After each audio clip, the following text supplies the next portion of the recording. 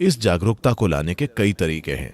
एक है उपवास करना। तो उपवास को एक प्रक्रिया के रूप में जरूरी समझ के साथ करना चाहिए। अगर आप उपवास नहीं कर सकते तो आपको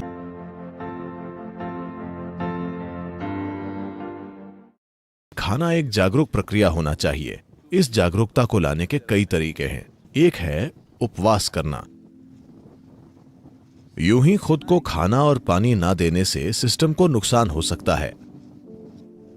आपको जरूरी साधना से इसका सहयोग करना चाहिए। अगर आपके पास जरूरी साधना है तो खाने की जरूरत कम हो जाएगी। देखिए, हमारी ऊर्जा सिर्फ खाने से नहीं आ रही। सूरज की रोशनी, हवा, पानी। असल में अगर आप यौगिक विज्ञान में हम कहते हैं कि अगर आप सचमुच में सिस्टम को ठीक रखते हैं तो आपकी 60 से 70% ऊर्जा इन 3 कारकों से आनी चाहिए। सूरज की रोशनी, हवा, पानी। बाकी 40% खाने से आनी चाहिए। तब स्वाभाविक रूप से खाना खाने की मात्रा कम हो जाएगी। तो उपवास को एक प्रक्रिया के रूप में जरूरी समझ के साथ करना चाहिए। अगर लोगों में उतनी जागरूकता नहीं है, भारत में हमने चांद के चक्र का 11वां दिन तय किया है जब आपको उपवास करना चाहिए। अगर आप उपवास नहीं कर सकते तो आप कुछ बहुत हल्का लेते हैं। इसे फलाहार कहा जाता है। इसका मतलब है आप सिर्फ फल खाएंगे, क्योंकि फल ऐसा पदार्थ है जो लगभग 90% पानी है और आपको पानी को खाना चाहिए, पीना नहीं चाहिए। ये यौगिक विज्ञान है। जहां तक मुमकिन हो आपको पानी खाना चाहिए। आप जो भोजन कर रहे हैं उसे लेकर आपको हमेशा जागरूक रहना चाहिए कि उसमें पानी की मात्रा कितनी है। जैसे अगर आप दक्षिण भारतीय में भोजन करते हैं, मैं पके हुए भोजन की बात कर रहा हूँ, अगर आप वो खाते हैं उसमें बड़ी आसानी से 60-70% पानी होगा। दरअसल ज्यादा, कुछ खानों में तो ये और भी ज्यादा है। पर अब आप यहाँ जो खाना खा रहे हैं, आप ब्रेड खा रहे हैं जिसे शायद 1 महीने पहले बनाया गया था। ये 1 महीने या कम से कम 1 सप्ताह पुरानी होती है। और वैसे भी जिस तरह ब्रेड को बेक किया जाता है उसमें पानी नहीं होता, बहुत बहुत कम पानी होता है।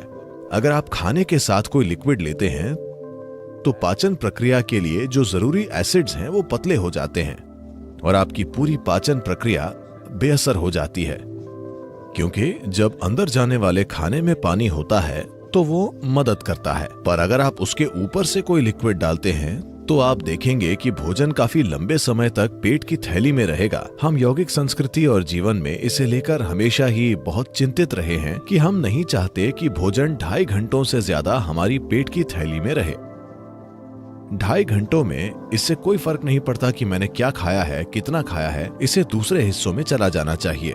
अगर ये वहां रहता है तो ये आपको सुस्त बना देता है, ये आपकी बोध क्षमता को कम कर देता है और आपका बोध का स्तर, बोध की तीव्रता चली जाती है, जिसे आप नोटिस भी करते हैं। बहुत सारे लोगों ने इसे एक आदत बना ली है, लंच के बाद उन्हें सोना पड़ता है।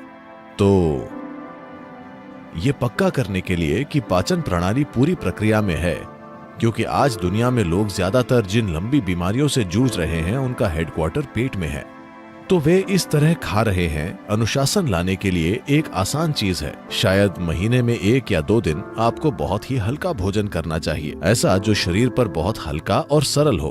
अगर आप सिर्फ पानी पर रह सकें या थोड़ा सा नींबू और पानी या पानी में थोड़ा शहद मिलाकर, इससे मदद मिलेगी। पर अगर ये आपके लिए मुमकिन ना हो तो आप थोड़े फल या ऐसा कुछ ले सकते हैं जो सिस्टम पर बहुत बहुत हल्का हो। सोच पाचन प्रक्रिया और समावेशन प्रक्रिया को आराम देने का है, ताकि बाकी का शरीर कोशिका के स्तर पर सफाई शुरू कर सके। इसे सारी अशुद्धियों को बाहर निकाल फेंकना चाहिए।